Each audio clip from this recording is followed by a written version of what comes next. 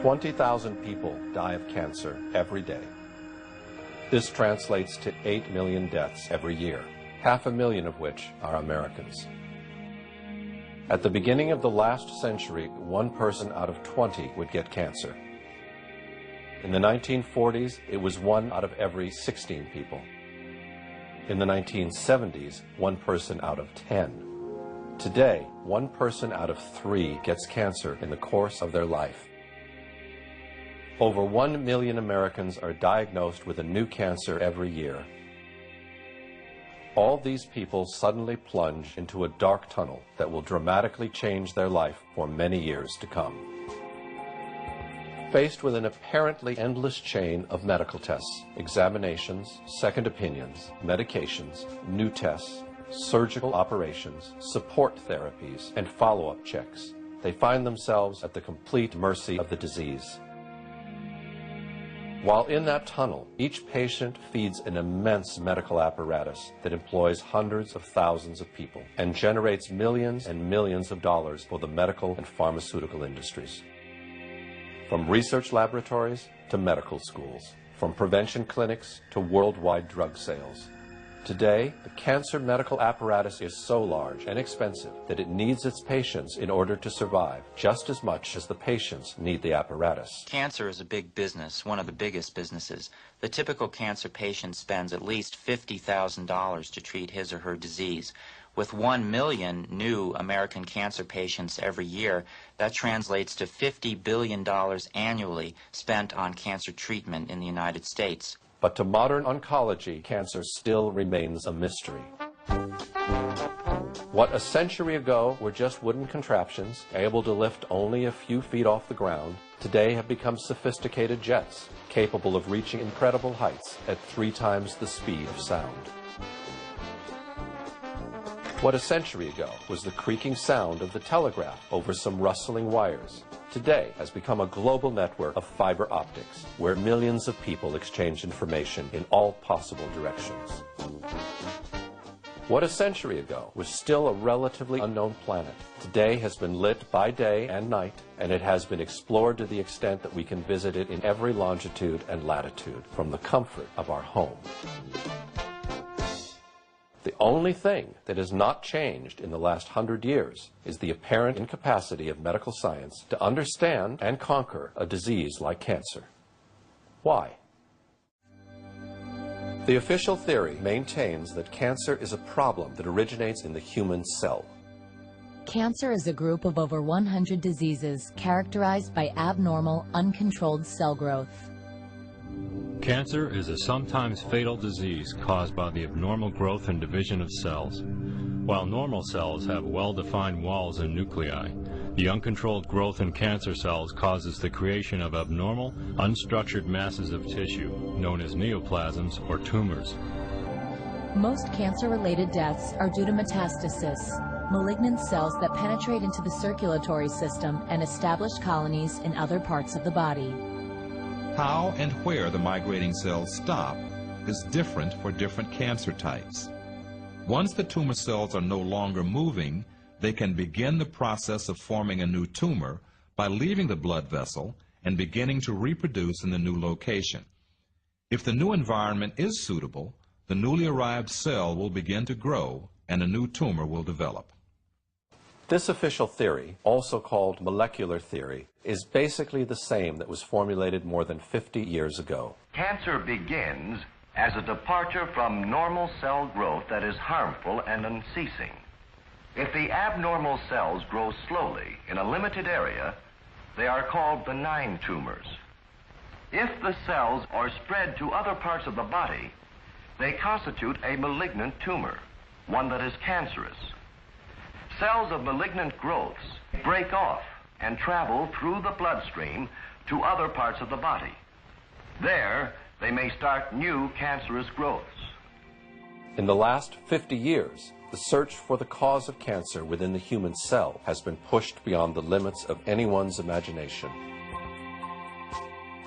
Today, the most advanced laboratories are working directly on the human genome in order to identify the genes that seem to be responsible, according to some scientists, for the different kinds of cancer.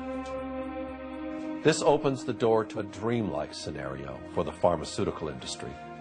A world where each patient would need its own personal cure, tailored to its own personal needs. 1 million new patients every year, 1 million new cures for each and every one of them. What we want to do is we want to match the disease with the cure or palliative treatment, whatever it is, by using the genomic tools. And that's really what the whole cancer world is now going to be about for a very long time. The question of whether we're going to break the cure barrier is not the question about if, it's a question about when. In the meantime, however, no one has been able to prove that the official theory is the correct one, and that the origin of cancer is in fact of genetic nature. Major advances are being made in the detection, prevention, and treatment of cancer. But the mechanisms that trigger malignant cell growth are still not completely understood. In the meantime, statistics seem only to get worse. We've lost the war on cancer.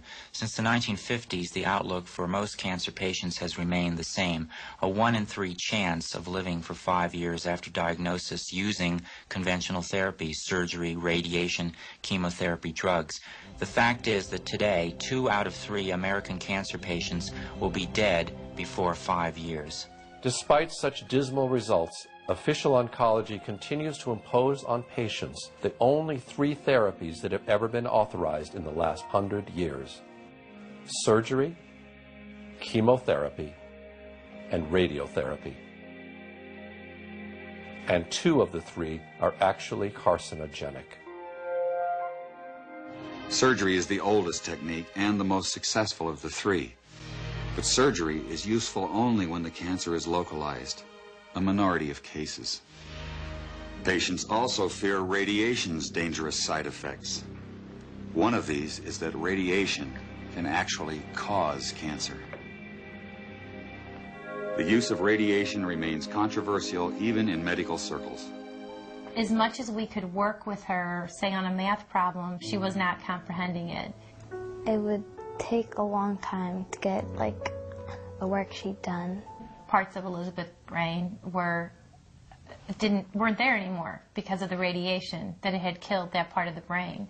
So the part of the brain that was responsible for memory was gone. Chemotherapy is designed to kill cancer cells throughout the body. It is highly toxic, however, and it also kills healthy cells. Today, chemotherapy is often given in combination with surgery and radiation. Your typical chemotherapy agent will certainly cause tiredness. There is a risk of sickness, but there are very good anti-sickness drugs these days that can control that. Chemotherapy frequently causes taste change. It can cause a sore mouth. The first side effect that many people ask about, however, is hair loss. In fact, many chemotherapy drugs are carcinogenic.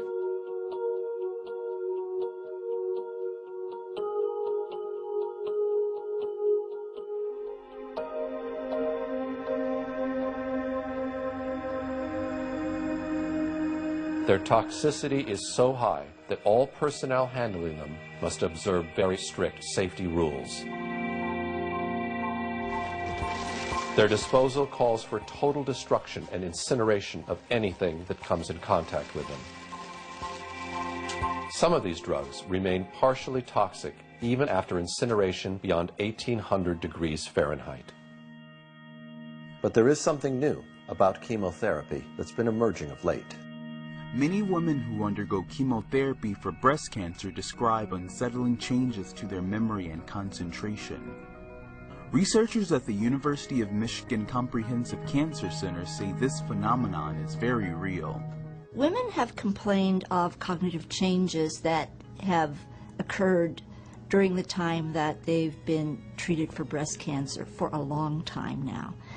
And the term chemobrain has been coined, and this is used to describe loss of concentration, difficulty remembering things, having difficulty thinking clearly, and not being able to function effectively in normal activities that the person was able to do perfectly well before they had treatment. Simple little things. I'd have to wait to think of something, and it would be frustrating. X is red, C is green. Researchers say the chemotherapy creates memory problems that can last for years. Children are also beginning to report long-term effects of chemotherapy drugs. Things like my homework, like, let's say, like math homework. When it's real noisy, I can't focus. And it just makes me feel like my mind's being erased. But is there any benefit in chemotherapy? John Cairns of Harvard University published a study in Scientific American. He found that chemotherapy drugs benefit at most 5%, 1 out of 20 of the cancer patients they're given to. If conventional therapy has such limited results, why isn't the medical profession willing to investigate alternative approaches? The answer to this question may be found in some historic events that took place almost a century ago, when official medicine finally managed to gain the upper hand on the so-called empirical doctors, who cured patients with herbs and natural remedies. In the 1800s, society sanctioned both approaches to healing.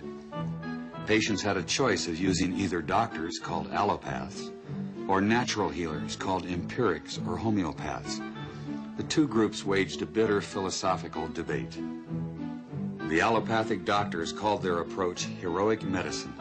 They believed the physician must aggressively drive disease from the body. They based their practice on what they considered scientific theory.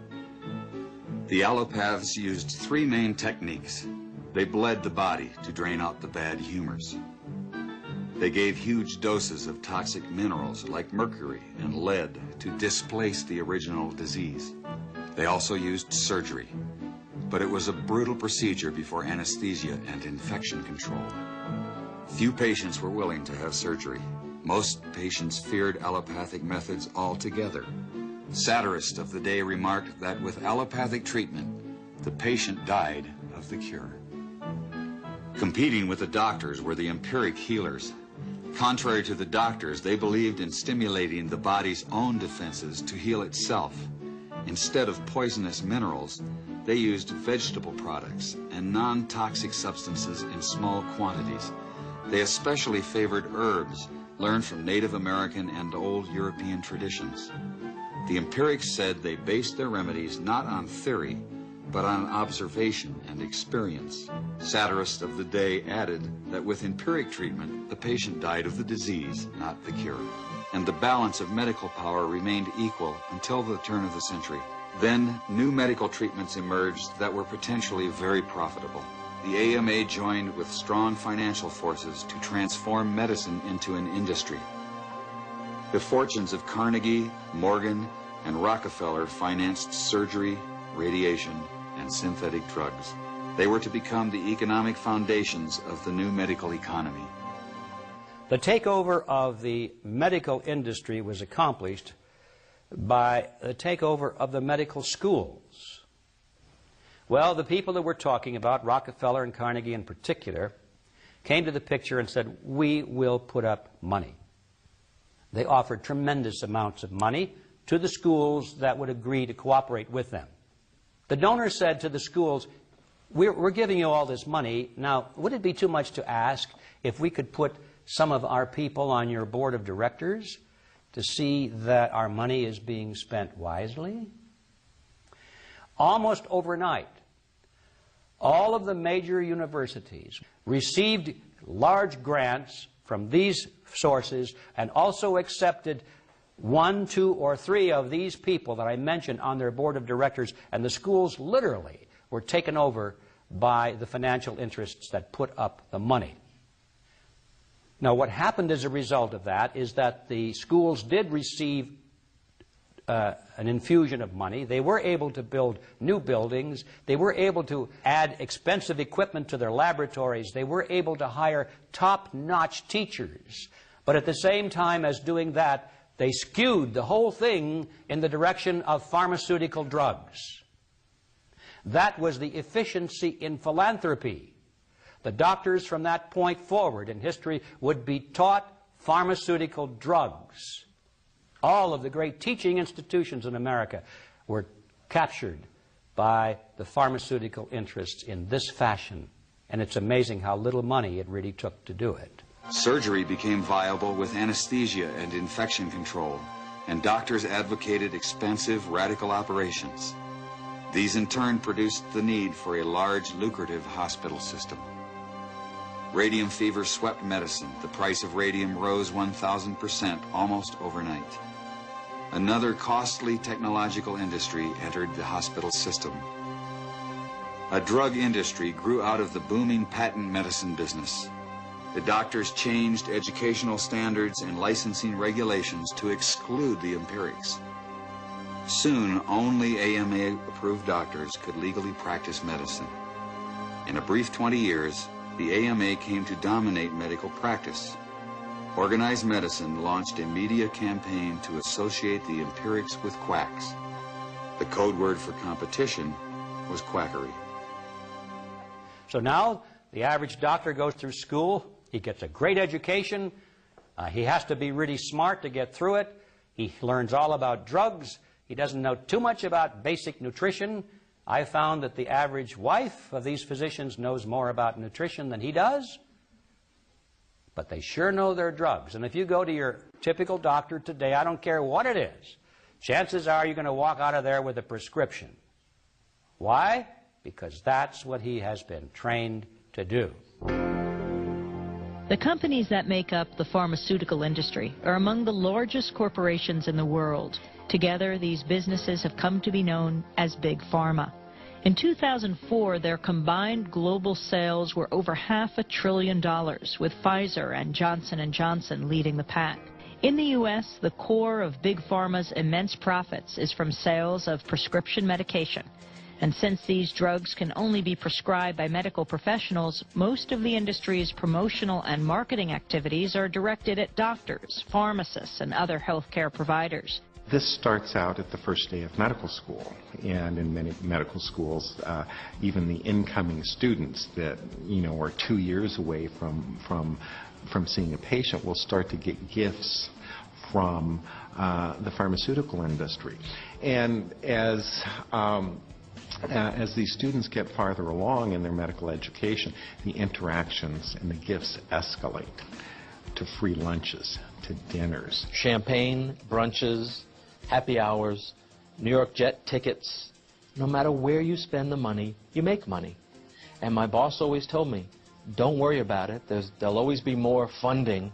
Spend what you can. In fact, if I give you $100,000 to spend, Gene, I want you to spend $200,000. Before 1980, most clinical research was funded by the National Institutes of Health. During the 90s, most of that research got pulled out of universities and was brought to for-profit research organizations. The problem is that gave virtual complete control over the research to the drug companies. They could design the studies. They have control of data so that many of the authors of the most important articles published in our best journals aren't even allowed to see their own data. They don't get free access to their own data. And they have control over publication. To sum it all up, the pharmaceutical industry first gained control of the teaching system. Then it gave the AMA the power to exclude all other doctors from practicing. Then it took over the entire drug testing process, while heavily influencing the medical publications that reviewed those drugs. And finally, Big Pharma extended its control over the federal entity that is supposed to verify those drugs' safety and efficacy. At the opposite end are the sick citizens, and in the middle are the doctors who must cure them based on information they can only get from the pharmaceutical industry, which can no longer be verified. Chemotherapy drugs are in fact among the most expensive of all. A 1-month supply of erlotinib, a chemotherapy drug produced by Roche, cost $2,300. The same supply of sorafenib, Bayer's chemotherapy drug, costs $5,500. The monthly supply of sunitinib, a chemotherapy drug produced by Pfizer, cost almost $7,000.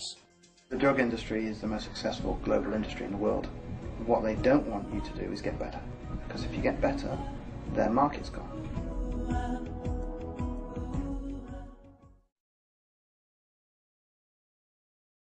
Fear. Its darkness causes humanity to make awful choices. With dreadful power, fear can rule our lives and paralyze lofty hopes and dreams in an instant. A global affliction, and deployed all too often by those intent on inflicting control over the masses. Fear preys on the most vulnerable among us. Fear sells, and nowhere is fear peddled more shamelessly than in the fields of medicine and human nutrition. Fear anesthetizes us. It coerces us, making us believe that we can do little on our own to prevent or treat disease, and forces whole nations to kneel at the altars of the drug industry. And of course the fearmongers are also preying on fear of disease. And the solution that the fearmongers give us are drugs. As if by design, health choices are limited, information is scarce, lives are ruined, and the truth be damned. The fear machine is well oiled by petrochemical dollars and a near worldwide monopoly in healthcare. It works overtime to prevent the truth about dietary supplements from getting out to the public. Anything that comes from nature cannot be patented. They're not interested in that. So, we translate that into the real world of FDA approval. Surely these drug companies aren't going to spend $20 million or more testing any substance from nature because it can't be patented. That, and of course the FDA says it's illegal to use unless it's been tested for efficacy and safety. Now you see the catch-22 you're in there. Nothing from nature, regardless of how effective it might be, will ever be proven safe or effective according to the FDA. It'll never be. Because nobody's going to spend the money to go through the test. So therefore, everything from nature will always be condemned by the FDA as unproven. An unproven cancer cure. In a small town in northern Ontario, the year 1922, Green Case first learned of a cancer remedy which she termed Essiac. Unbeknownst to history, this fragile Canadian nurse has heroically managed to cure thousands of people from cancer with a simple concoction of herbs.